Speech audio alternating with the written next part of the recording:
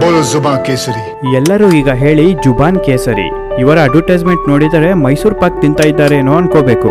ಆಕ್ಟರ್ಗಳು ಗುಟ್ಕಾ ಹಾಕೋದಿಲ್ಲ, ಗುಟ್ಕಾ ಅಡ್ವರ್ಟೈಸ್ಮೆಂಟ್ಗಳಿಗೆ ಮಾತ್ರ ಬರ್ತಾರೆ. ವರ್ಷಕ್ಕೆ 2,000 ಕೋಟಿಗೂ ಅಧಿಕ ದುಡ್ಡು ಅಡ್ವರ್ಟೈಸ್ಮೆಂಟ್ಗೆ ಖರ್ಚು ಮಾಡ್ತಾರೆ ಈ ಗುಟ್ಕಾ ಬ್ರ್ಯಾಂಡ್ಗಳು. ಈಗ ನೀವೇ ಲೆಕ್ಕ ಹಾಕಬಹುದು ವೀಕ್ಷಕರೇ, ಇವರ ಬಳಿ ಎಷ್ಟು ದುಡ್ಡಿದೆ ಎಂದು. ಗುಟ್ಕಾ ತಿನ್ನಬಾರದು, ತಿಂದರೆ ಕ್ಯಾನ್ಸರ್ ಬರುತ್ತೆ. ಹೌದು, ಖಂಡಿತ ಸತ್ಯ. ಈ ವಿಷಕಾರಿ ಗುಟ್ಕಾ ಕಾರ್ಖಾನೆಯಲ್ಲಿ ಹೇಗೆ ಮಾಡುತ್ತಾರೆ ಎಲ್ಲಾದರೂ ನೋಡಿದ್ದೀರಾ?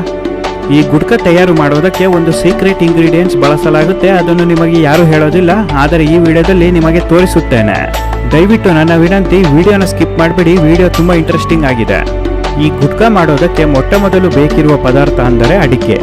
ಅಡಿಕೆ ಹೇಗೆ ಸಿಗುತ್ತೆ? ಅಡಿಕೆ ಮರದಿಂದ. ಈ ಮರಗಳಲ್ಲಿ ಬೆಳೆದ ಅಡಿಕೆ ಗೊಂಚಲುಗಳನ್ನು ತೆಗೆದು ಬೀಟಿಂಗ್ ಮಾಡುತ್ತಾರೆ. ಬೀಟಿಂಗ್ ಅಂದರೆ ಅಡಿಕೆ ಗೊಂಚಲುಗಳನ್ನು ಚೆನ್ನಾಗಿ ಕೋಲು ಅಥವಾ ಗೋಡೆಗೆ ಬಡಿದು ಅಡಿಕೆ ಹೊರಗೆ ತೆಗೆಯುವ ಪ್ರಕ್ರಿಯೆಗೆ ಬೀಟಿಂಗ್ ಎಂದು ಕರೆಯುತ್ತಾರೆ. ಹೀಗೆ ಹೊರಬಂದ ಅಡಿಗೆಯನ್ನು ಸ್ವಲ್ಪ ದಿನಗಳ ಕಾಲ ಬಿಸಿಲಿಗೆ ಒಣಗಿಸಲಾಗುತ್ತೆ. ಈ ಅಡಿಕೆ ಒಳಗಡೆ ಏನಾದರೂ ತೇವಾಂಶ ಇದ್ದರೆ ಹೋಗಲಿ ಎಂದು ಈ ಪ್ರಕ್ರಿಯೆ ಅನುಸರಿಸುತ್ತಾರೆ.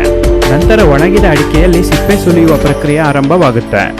ಭಾರತ ದೇಶದಲ್ಲಿ ಅಡಿಕೆ ಸುಲಿಯುವವರಲ್ಲಿ 94% ಮಹಿಳೆಯರೇ ಇದ್ದಾರೆ. ಈ ಅಡಿಕೆ ಸುಲಿಯುವುದು ಅಷ್ಟು ಸುಲಭದ ಕೆಲಸವಲ್ಲ. ಎಲ್ಲ ಬೆರಳುಗಳಿಗೂ ದಪ್ಪ ಬಟ್ಟೆ ಸುತ್ತಿಕೊಂಡು ಅಡಿಕೆ ಸುಲಿಯಬೇಕು, ಇಲ್ಲ ಅಂದರೆ ಬೆರಳು ಕಟ್ಟಾಗುವ ಸಾಧ್ಯತೆ ಇರುತ್ತೆ. ಗುಟ್ಕಾ ಕಂಪನಿಯವರು ದಿನಕ್ಕೆ 1,000 ಕೋಟಿಗೂ ಅಧಿಕ ವಹಿವಾಟು ಮಾಡುತ್ತಾರೆ. ಆದರೆ ಈ ಅಡಿಕೆ ಸಿಪ್ಪೆ ಸುಲಿಯುವವರಿಗೆ ಒಂದು ದಿನಕ್ಕೆ ಕೇವಲ 250 ರೂಪಾಯಿ ಕೊಡುತ್ತಾರೆ. ಸಿಪ್ಪೆಯಿಂದ ಬೇರ್ಪಟ್ಟ ಅಡಿಕೆಯನ್ನು ಕೆಟ್ಟು ಕೊಳಕು ಕೆಂಪು ಬಣ್ಣಕ್ಕೆ ಬೆರೆಸಲಾಗುತ್ತೆ. ಗುಟ್ಕಾ ಸೇವನೆ ಮಾಡಿದಾಗ ಬಾಯಿ ತುಂಬ ಕೆಂಪು ಬಣ್ಣ ಆಗೋದಕ್ಕೆ ಈ ಕಲರ್ ಬಳಸುತ್ತಾರೆ. ಮತ್ತೊಂದು ಕಾರಣ ಏನಪ್ಪ ಅಂದರೆ ಕೆಂಪು ಬಣ್ಣ ಡೇಂಜರ್ ಅನ್ನು ಸೂಚಿಸುತ್ತದೆ. ಅಂದರೆ ಕೆಂಪು ಬಣ್ಣದ ಅರ್ಥ ಅಪಾಯ ಎಂದು ಸ್ವತಃ ಕಂಪನಿಯವರೇ ಇಂಡೈರೆಕ್ಟ್ ಆಗಿ ಹೇಳುತ್ತೆ. 100 ಡಿಗ್ರಿ ಸೆಲ್ಸಿಯಸ್ ಅಲ್ಲಿ ಅಡಿಕೆಯನ್ನು ಚೆನ್ನಾಗಿ ಕುದಿಸಲಾಗುತ್ತೆ. ಈ ಕುದಿಯುವ ಒಲೆಗೆ ಅಡಿಕೆ ಸಿಪ್ಪೆಯನ್ನೇ ಬಳಸಲಾಗುತ್ತೆ. ಇದೇ ಸಮಯದಲ್ಲಿ ಅಡಿಕೆಗೆ ವ್ಯಾಕ್ಸ್ ಹಾಕುತ್ತಾರೆ. ವ್ಯಾಕ್ಸ್ ಅಂದರೆ ಪ್ಯಾರಾಫಿನ್ ವ್ಯಾಕ್ಸ್, ಕನ್ನಡದಲ್ಲಿ ಮೇಣದ ಬತ್ತಿ. ಅಡಿಕೆಗೆ ಮೇಣದ ಬತ್ತಿ ಮಿಕ್ಸ್ ಆದ ಬಳಿಕ ಎಲ್ಲ ಅಡಿಕೆಯನ್ನು ಗ್ರೈಂಡಿಂಗ್ ಮಷಿನ್ಗೆ ಹಾಕಿ ಪುಡಿ ಮಾಡಲಾಗುತ್ತೆ.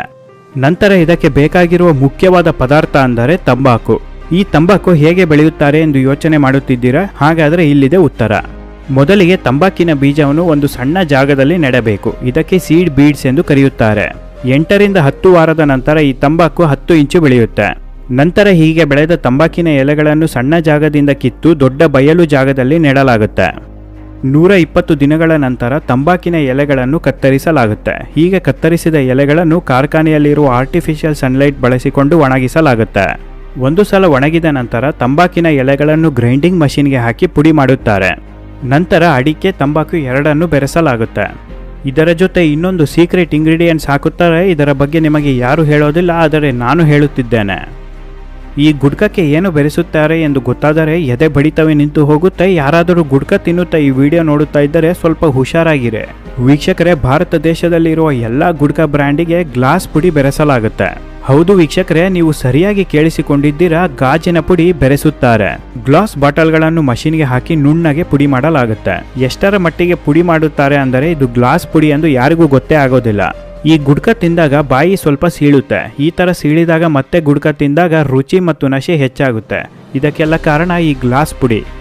ಇದೇ ಕಾರಣಕ್ಕೆ ಗುಟ್ಕಾ ಸೇವನೆ ಮಾಡೋರು ಖಾರದ ಪದಾರ್ಥವನ್ನು ಅತಿ ಹೆಚ್ಚಾಗಿ ಸೇವನೆ ಮಾಡೋದಿಲ್ಲ. ಈ ಗ್ಲಾಸ್ ಪುಡಿ ದೇಹದ ಒಳಗೆ ಹೋದರೆ ಕ್ಯಾನ್ಸರ್ ಬರದೆ ಇನ್ನೇನು ಬರುತ್ತೆ. ನಂತರ ಸ್ವಲ್ಪ ಪ್ರಮಾಣದಲ್ಲಿ ಸಕ್ಕರೆ ಮಿಶ್ರಣ ಬೆರೆಸಿ ಎಲ್ಲವನ್ನು ಚೆನ್ನಾಗಿ ಮಿಕ್ಸ್ ಮಾಡಿ ಪ್ಯಾಕೆಟ್ ಒಳಗೆ ತುಂಬಿಸಿ ಮಾರಾಟಕ್ಕೆ ತೆಗೆದುಕೊಂಡು ಹೋಗುತ್ತಾರೆ. ವೀಕ್ಷಕರೇ, ಇಂದಿಗೂ ನಿಮಗೆಲ್ಲರಿಗೂ ಕಾಡುತ್ತಿರುವ ಪ್ರಶ್ನೆ, ಗುಟ್ಕಾವನ್ನು ಯಾಕೆ ಬ್ಯಾನ್ ಮಾಡೋದಕ್ಕೆ ಸಾಧ್ಯವಾಗುತ್ತಿಲ್ಲ? ಭಾರತ ದೇಶದಲ್ಲಿ ಯಾವುದೇ ಸರ್ಕಾರ ಅಧಿಕಾರಕ್ಕೆ ಬರಲಿ, ಈ ಗುಟ್ಕಾ ಬ್ಯಾನ್ ಮಾಡಲು ಸಾಧ್ಯವೇ ಇಲ್ಲ.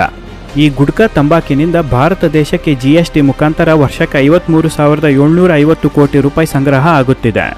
ಈ ವಿಚಾರದ ಬಗ್ಗೆ ಭಾರತದ ಫೈನಾನ್ಸ್ ಮಿನಿಸ್ಟರ್ ನಿರ್ಮಲಾ ಸೀತಾರಾಮನ್ ಅವರೇ ಹೇಳಿದ್ದಾರೆ. ನಮ್ಮ ದೇಶದಲ್ಲಿ ಒಟ್ಟು ಗುಟ್ಕಾ ಸೇವನೆ ಮಾಡುತ್ತಿರುವವರ ಸಂಖ್ಯೆ ಬರೋಬ್ಬರಿ 30%. ಭಾರತ ದೇಶದ ಜನಸಂಖ್ಯೆಯಲ್ಲಿ ಲೆಕ್ಕ ಹಾಕಿದರೆ 37 ಕೋಟಿಯಿಂದ 40 ಕೋಟಿ ಜನರು ಗುಟ್ಕಾ ಸೇವನೆ ಮಾಡುತ್ತಿದ್ದಾರೆ. ಒಂದು ಪಕ್ಷ ಏನಾದರೂ ಗುಟ್ಕಾ ಬ್ಯಾನ್ ಮಾಡಿದರೆ ಸರ್ಕಾರವೇ ಬಿದ್ದು ಹೋಗುವ ಸಾಧ್ಯತೆ ಇರುತ್ತೆ. ಪ್ರತಿದಿನ ಭಾರತ ದೇಶದಲ್ಲಿ 360 ಕೋಟಿ ರೂಪಾಯಿ ಗುಟ್ಕಾ ಪ್ಯಾಕೆಟ್ ಸೇಲ್ ಆಗುತ್ತೆ. ವಿಶ್ವದಲ್ಲಿ ಅತ್ಯಂತ ಹೆಚ್ಚು ಉಗುಳುವ ದೇಶ ಯಾವುದು ಎಂದರೆ ಭಾರತವೇ ಮೊದಲ ಸ್ಥಾನದಲ್ಲಿ ಬರುತ್ತೆ. ಗುಟ್ಕಾದಲ್ಲಿ ಅತಿ ಹೆಚ್ಚು ಫೇಮಸ್ ಬ್ರ್ಯಾಂಡ್ ಎಂದರೆ RMD ಗುಟ್ಕಾ ಬ್ರ್ಯಾಂಡ್. ಈ RMD ಮಾಲೀಕನ ಹೆಸರು ಮಣಿಚಂದನ್ ಗುಟ್ಕಾ. ಇವರು ತಮ್ಮ ಮನೆಯನ್ನು ಸಂಪೂರ್ಣವಾಗಿ ಬಂಗಾರದಿಂದ ನಿರ್ಮಾಣ ಮಾಡಿದ್ದಾರೆ. ಮಣಿಕ್ ಚಂದನ್ ಆಗಲಿ ಅವರ ಕುಟುಂಬವಾಗಲಿ ಇಂದಿಗೂ ಗುಟ್ಕಾದ ರುಚಿ ನೋಡಿಲ್ಲ. 2017ರಲ್ಲಿ RMD ಮಾಲೀಕ ಮನಿಕ್ ಚಂದ್ ಅವರಿಗೆ ಕ್ಯಾನ್ಸರ್ ಬಂದು ನರಳಿ ಪ್ರಾಣ ಬಿಡುತ್ತಾರೆ. ಪ್ರತಿ ವರ್ಷ 20 ಲಕ್ಷಕ್ಕೂ ಅಧಿಕ ಜನರಿಗೆ ಗುಟ್ಕಾ ಕ್ಯಾನ್ಸರ್ ಬರುತ್ತೆ. ಇದರಲ್ಲಿ 6 ರಿಂದ 7 ಲಕ್ಷಕ್ಕೂ ಅಧಿಕ ಮಂದಿ ಸಾವನ್ನಪ್ಪುತ್ತಾರೆ. ಈಗಿನ ಸಮಯದಲ್ಲಿ ಕೇವಲ 20ನೇ ವಯಸ್ಸಿನ ಯುವಕರ ಬಾಯಲ್ಲಿ ಗುಟ್ಕಾ ಕಂಡು ಬರುತ್ತೆ. 35 ರಿಂದ 45 ವರ್ಷದ ಒಳಗಡೆ ಸಡನ್ ಕ್ಯಾನ್ಸರ್ ಅಟ್ಯಾಕ್ ಆಗುವ 99% ಸಾಧ್ಯತೆ ಇರುತ್ತೆ. ವರ್ಷಗಟ್ಟಲೆ ಗುಟ್ಕಾ ತಿಂದು ಕ್ಯಾನ್ಸರ್ ಬಂದಿಲ್ಲ ಎಂಬುವ ಒಂದು ಉದಾಹರಣೆ ಕೂಡ ಇದುವರೆಗೂ ಭಾರತ ದೇಶದಲ್ಲಿ ಕಂಡು ಬಂದಿಲ್ಲ.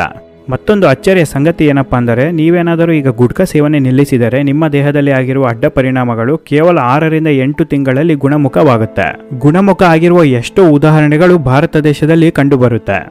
ಸ್ನೇಹಿತರೆ, ಕ್ಯಾನ್ಸರ್ ಬರುವ ಮುಂಚೆ ಗುಟ್ಕಾ ಸೇವನೆ ನಿಲ್ಲಿಸಿ. ಒಂದು ಸಲ ಗುಟ್ಕಾ ಕ್ಯಾನ್ಸರ್ ಬಂದರೆ ನರಕಕ್ಕೆ ಹೋದ ಅನುಭವ ಆಗುತ್ತೆ. ನಿಮ್ಮನ್ನು ನಂಬಿಕೊಂಡ ಕುಟುಂಬ ಕಣ್ಣೀರಲ್ಲಿ ಜೀವನ ಸಾಗಿಸಬೇಕಾಗುತ್ತೆ. ಜೀವನ ಪೂರ್ತಿ ದುಡಿದ ದುಡ್ಡು ಕ್ಯಾನ್ಸರ್ ಟ್ರೀಟ್ಮೆಂಟ್ಗೆ ಹಾಕಬೇಕು, ಆದರೂ ಪ್ರಾಣ ಪಕ್ಷಿ ಹಾರಿ ಹೋಗುತ್ತೆ. ವೀಕ್ಷಕರೇ, ನಿಮಗೆ ಈ ವಿಡಿಯೋ ಇಷ್ಟ ಆಗಿದ್ರೆ ದಯವಿಟ್ಟು ಒಂದು ಲೈಕ್ ಕೊಡಿ. ಕಮೆಂಟ್ ಮೂಲಕ ನಿಮ್ಮ ಅಭಿಪ್ರಾಯ ಅನಿಸಿಕೆಗಳನ್ನು ಹಂಚಿಕೊಳ್ಳಿ. ನಿಮ್ಮ ಸ್ನೇಹಿತರು ಯಾರಾದರೂ ಗುಟ್ಕಾ ಹಾಕಿಕೊಳ್ಳುತ್ತಿದ್ದರೆ ಈ ವಿಡಿಯೋನ ಅವರಿಗೆ ಶೇರ್ ಮಾಡಿ.